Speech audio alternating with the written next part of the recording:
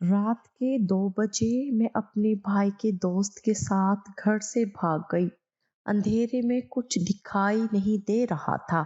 میرے عاشق نے ایک ٹوٹی ہوئی قبر کی طرف اشارہ کرتے ہوئے کہا، تم اس کے اندر چھپ جاؤ، میں دوپہر کو تمہیں آ کر لے جاؤں گا۔ میں نے ٹوٹی ہوئی قبر کے اندر 15 دن اپنے عاشق کا انتظار کیا، لیکن وہ نہ آیا۔ پھر ایک دن ایک پولیس والے نے مجھے بہت بری حالت میں قبر سے نکلتے ہوئے دیکھ لیا، اور پھر میں نے اس پولیس والے کے ساتھ ان دنوں دیہات میں تعلیم عام نہ تھی۔ فیروز بھائی نے اسی سبب راجن پور بوائز اسکول سے میٹرک کیا تھا۔ اس وجہ سے میرے بھائی کی ہمارے گاؤں میں بہت عزت تھی۔ قریبی بستیوں سے بھی ہر کوئی فیروز بھائی سے چٹھی لکھوانے اور پڑھوانے آتا تھا۔ یہ ہلکی سردیوں کے دن تھے۔ میں دھوپ میں بیٹھی سبق یاد کر رہی تھی کہ بھائی کے ساتھ ایک مہمان آ گیا۔ فیروز نے بتایا کہ یہ ہمارے چک کا نیا اسکول ماسٹر ہے۔ جب تک اس کی رہائش کا بندوبست نہیں ہو جاتا، یہ ہمارے ساتھ رہے گا۔ مطلب یہ تھا کہ ہماری بیٹھک میں قیام کرے گا اور کھانا بھی ہمارے گھر سے کھائے گا۔ چک والوں کے دلوں میں ایسے تعلیم یافتہ لوگوں کے لیے بہت عزت اور احترام ہوتا تھا، اور وہ ان کی مہمانداری کو اپنے لیے اعزاز اور فخر کی بات سمجھتے تھے۔ اس ماسٹر کا نام عبد المجید تھا۔ مجید صاحب کی دوستی بھائی فیروز سے ہو گئی۔ ہماری بیٹھک خالی پڑی رہتی تھی۔ جدھر کو بیٹھک تھی ادھر صحن اور غسل خانہ بھی الگ تھلگ بنا ہوا تھا، لہٰذا ہم گھر والوں کو ماسٹر کے ادھر قیام پذیر ہونے سے کوئی مسئلہ نہ تھا۔ یوں یہ ویران بیٹھک سال بھر تک ماسٹر مجید کی قیام گاہ بنی رہی۔ وہ اب ہمارے گھر کا ایک فرد بن چکا تھا۔ بھائی کا وہ دوست مگر میرا آئیڈیل ہو گیا، کیونکہ اسکول ماسٹر کو میں ایک بے حد اہم اور معزز ہستی کے طور پر دیکھتی تھی۔ میری سہیلی کی شادی جب ایک اسکول ماسٹر سے ہوئی تو اس شخص کا تبادلہ بڑے شہر میں ہو گیا۔ وہ اب ٹھاٹھ سے شہر میں رہتی تھی۔ تبھی سے سوچتی تھی کہ کاش کہ میں بھی کسی اسکول ماسٹر کی جیون ساتھی بن سکتی۔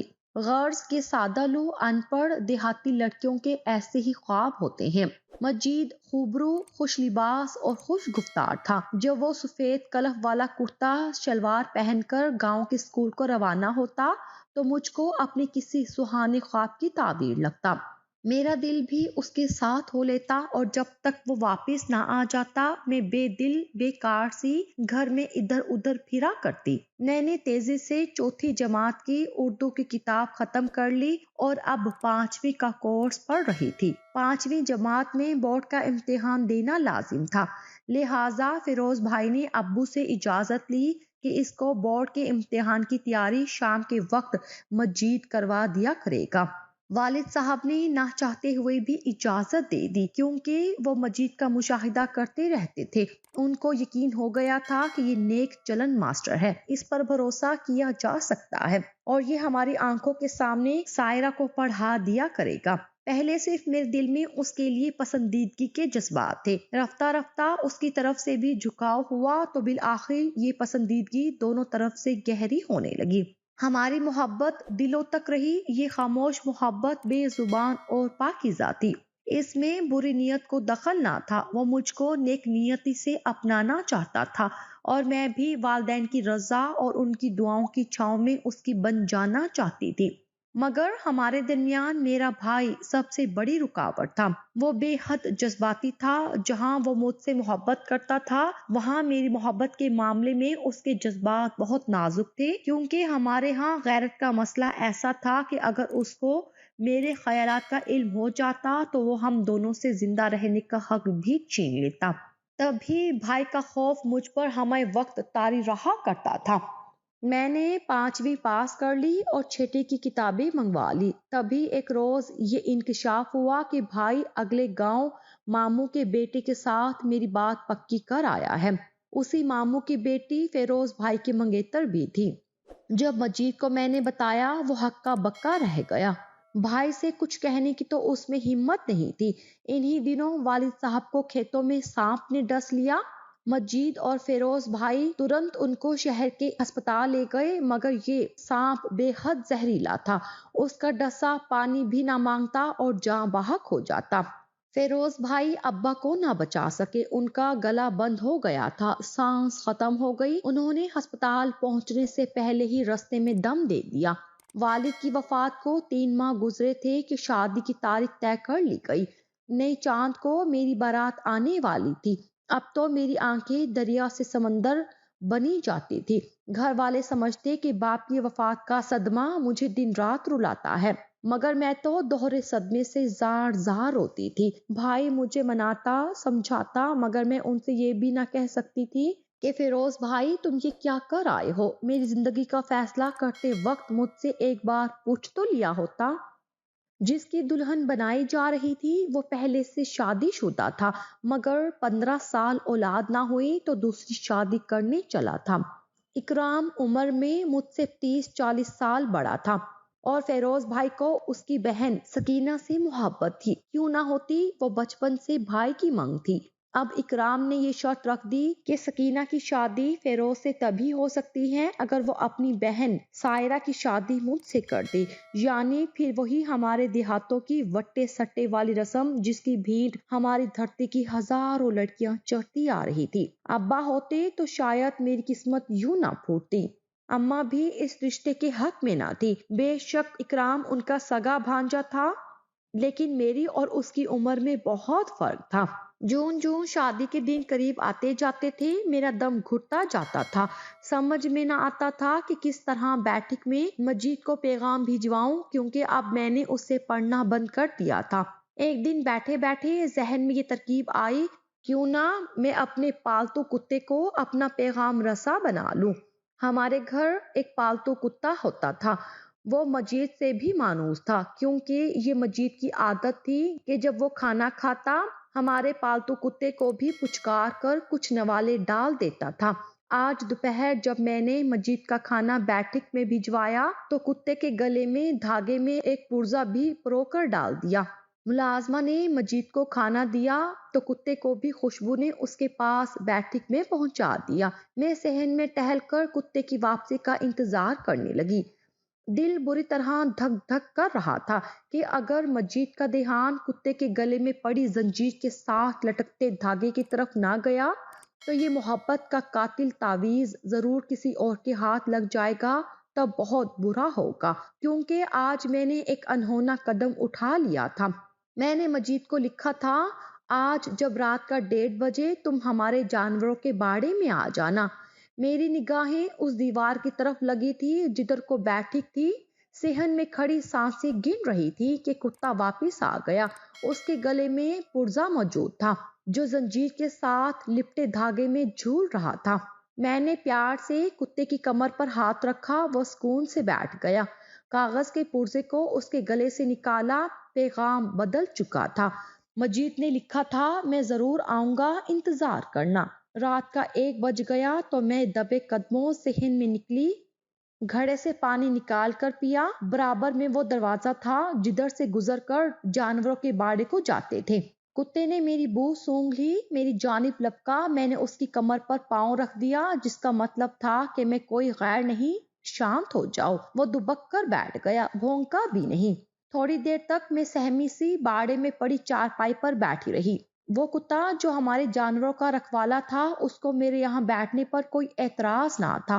وہ پرسکون تھا۔ تبھی قدموں کی چاپ ہوئی، اس کے کان کھڑے ہو گئے۔ میں نے اس کو مزید پرسکون رہنے کا اشارہ کیا، اپنے پاؤں سے اس کی کمر کو سہلایا۔ وہ جان چکا تھا آنے والا بھی کوئی غیر نہیں ہے، اس کو روزانہ تر نوالے کھلانے والا اپنا مجید ماسٹر ہی ہے۔ اب اس کی کیا مجال کہ چوں کر جاتا۔ آتے ہی مجید نے جلدی سے مطلب کی بات کی، کہو کیا کہنا ہے۔ میں نے بھی حال کہنے کو وقت کا ضیاع جانا اور مطلب کی بات پر آ گئی۔ مجید، کیا تم کچھ کر سکتے ہو میرے اور اپنے لیے، یا پھر میں اس 50 سال کے ادھیڑ عمر کی لائٹ ڈولی میں بیٹھ کر اس کے گاؤں چلی جاؤں؟ کیا تم میں کچھ ہمت ہے؟ مجھے مرنے سے بچا سکتے ہو؟ تمہارے بھائی کا مجھ کو لحاظ ہے کہ وہ میرا دوست ہے، مجھ پر بھروسہ کرتا ہے، ورنہ ضرور تم کو حاصل کر لیتا۔ اچھا تو پھر تو لحاظ ہی کرتے رہ جانا، میں تو قربان ہو جاؤں گی، تم بعد میں پچھتاؤ گے۔ یہ کہہ کر رونے لگی۔ وہ گھبرا گیا، کہنے لگا، اب لوٹ جاؤ، کل دیکھ لیں گے۔ इस वक्त यहाँ हमारा होना ठीक नहीं है।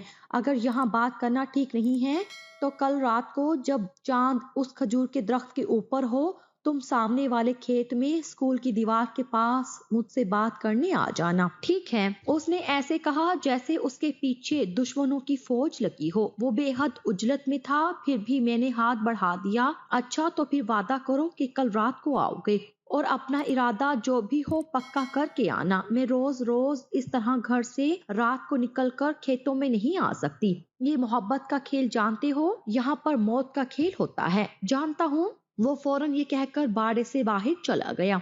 अब दिन को तो मिलना दुश्वार था। वो बिला सबब और बगैर इजाजत हमारे घर के अंदर नहीं आ सकता था। बैठक तक ही उसकी रिहाइश महदूद थी और मैं दिन को बाहर ना जा सकती थी। घर के अंदर उसके आ जाने पर भी बिला सबब उसे घर वालों के सामने मुखातिब नहीं हो सकती थी। बगैर सोचे समझे अगली रात को जब चांद खजूर के दरख्त के ऊपर पहुंचा, किसी दीवाने की मानिंद घर से निकलकर खेतों की तरफ चल दी। वो हस्बे वादा स्कूल की अकबी जानी मेरा मुंतजिर था, जहां ईंटों का ढेर पड़ा था। मैं भी उसके साथ एक ढेरी पर बैठ गई।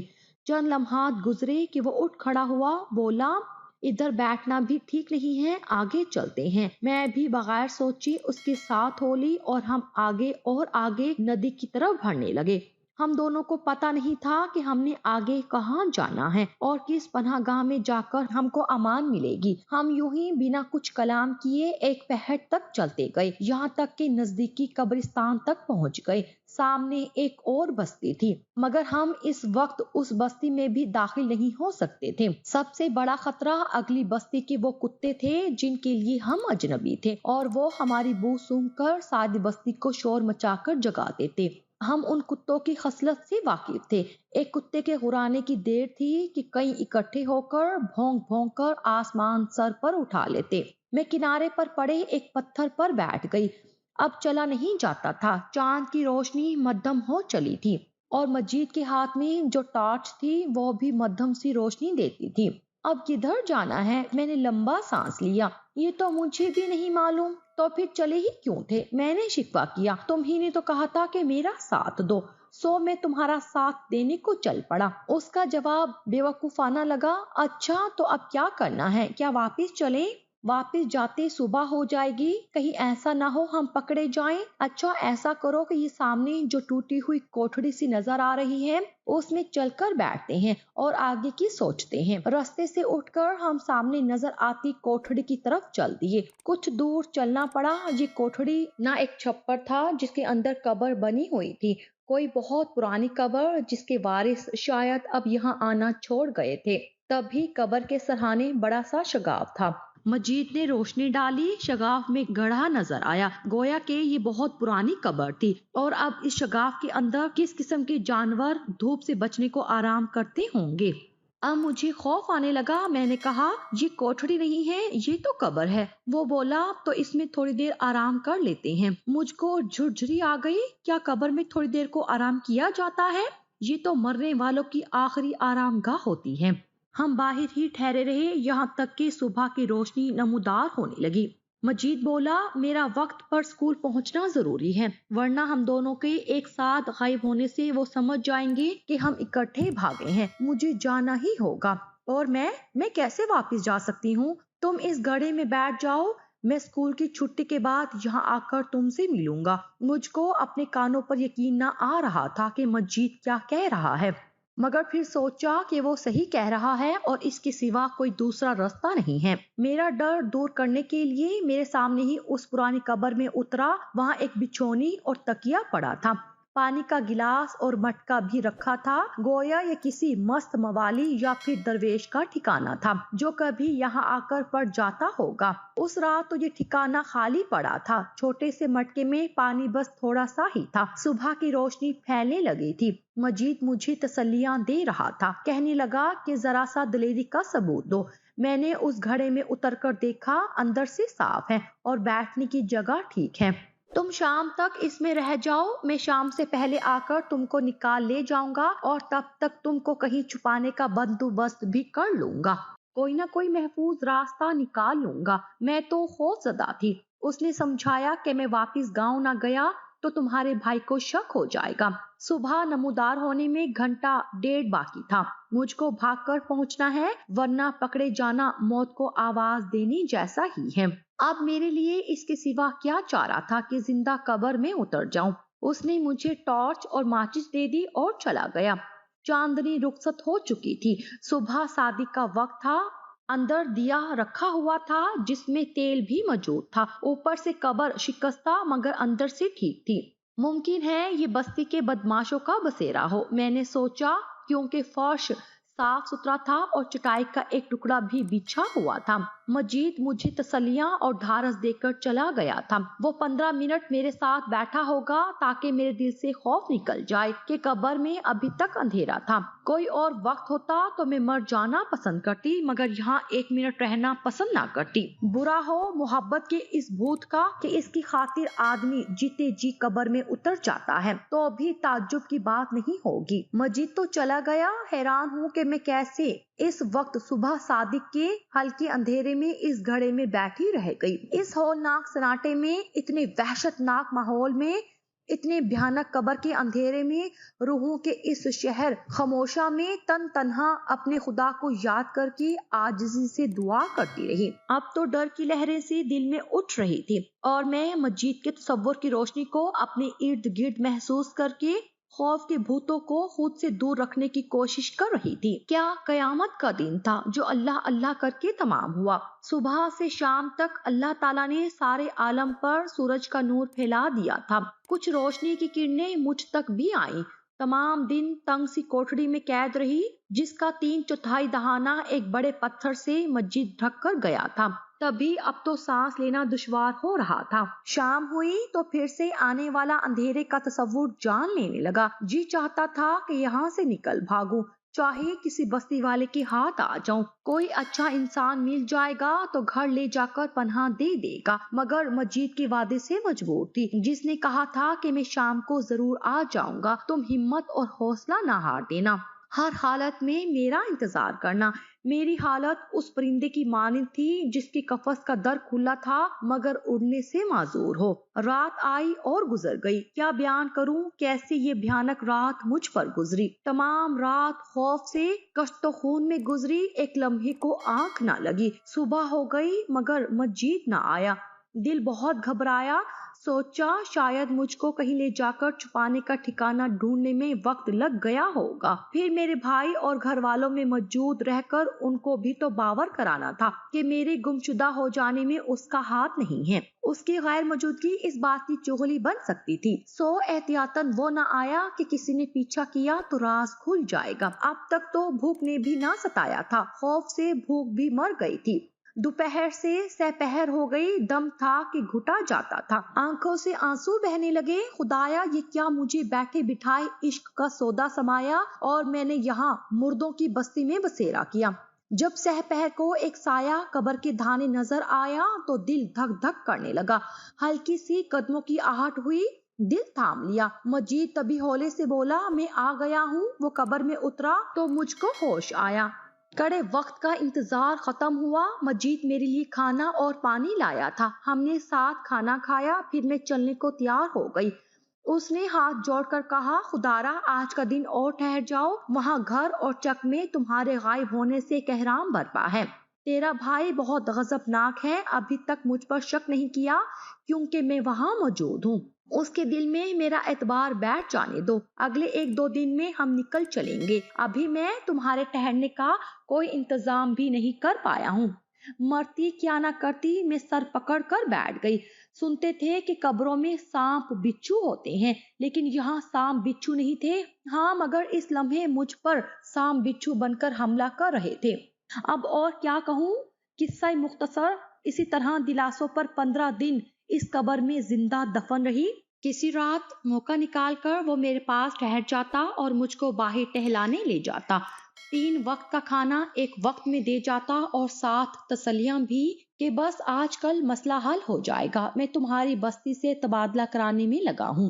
मजीद रोज रात को मुझसे मिलने आता और अपना झूठा प्यार मुझ पर निछावर करता। ये तो शुक्र है कि अब तक कोई इस टूटी कब्र का वारिस और साबका मकीन न आया था।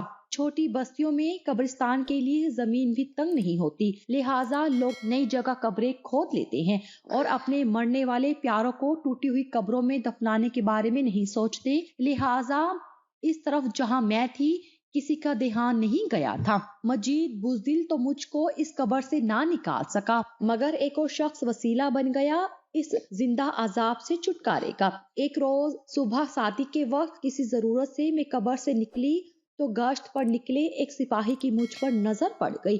وہ سرکاری کام سے جا رہا تھا، ادھر سے گزرا تو اس نے مجھ کو گھڑے سے نکلتے دیکھ لیا اور اپنی سائیکل کا رخ رستے سے میری جانب موڑ لیا اور آ گھیرا۔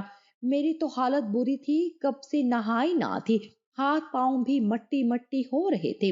اگرچہ مجید نے بالٹی لوٹے اور پانی کا انتظام کر دیا تھا، پھر بھی قبر تو قبر ہی ہوتی ہے۔ وہ بولا، تو عورت ہے کہ ڈائن جو قبروں میں گھستی پھرتی ہے؟ تبھی میں پھوٹ پھوٹ کر رونے لگی، سارا قصہ ہچکیوں میں کہہ سنایا۔ وہ بھلا مانس تھا، اس کو مجھ پر ترس آ گیا، بولا، لعنت بھیج اس مردود پر، وہ مرد نہیں کوئی مردہ ہے، عورت کے ساتھ شادی اس طرح نہیں کرتے، تو اب نکل ادھر سے اور چل میرے ساتھ۔ میں نے کہا، ہاں میں چلتی ہوں اور بھروسہ کرتی ہوں، لیکن مجھ کو تھانے مت لے جانا، بے شک یہاں ہی گولی مار کر اسی گڑھے میں پھینک دو، رسوائی کے ساتھ اپنوں کا سامنا کرنے کا حوصلہ نہیں ہے مجھ میں۔ میں نے کچھ ایسی بے بسی سے منت کی کہ اس نے مجھ پر ترس کھایا اور مجھے تھانے لے جانے کی بجائے گھر لے گیا۔ وہ اکیلا رہتا تھا، اس کی بیوی مر چکی تھی اور 2 چھوٹے بچے جن کو پالنے والا کوئی نہ تھا۔ وہ یتیم خانے جیسے ایک ادارے میں تھے، بچوں کا وہ ادارے والوں کو خرچہ دیتا تھا، مگر چاہتا تھا کہ ان بچوں کو کوئی ماں مل جائے جو ان کو پال لے۔ اس نے مجھ سے وعدہ لیا کہ تم میرے بچوں کو ماں کا پیار دینا، میں تم سے نکاح پر تیار ہوں۔ سو اس طرح 2 بن ماں کے بچوں کو ماں مل گئی اور مجھ کو ایک شریف انسان کا ساتھ ملا، ایک گھر کی چھت اور عزت کی زندگی مل گئی۔ اس نے مجھ کو پناہ دی، مجھ سے نکاح کیا اور میں نے اس کے بچوں کو ممتا کا پیار دیا۔ اس کے بعد میں کبھی مجید کا خیال ذہن میں نہ لائی جس نے مجھ کو زندہ قبر میں اتار دیا تھا۔ صد شکر کہ احسان مجھ کو ملا۔ وہ ایک پولیس والا ضرور ہے، مگر برا پولیس والا ہرگز نہیں ہے۔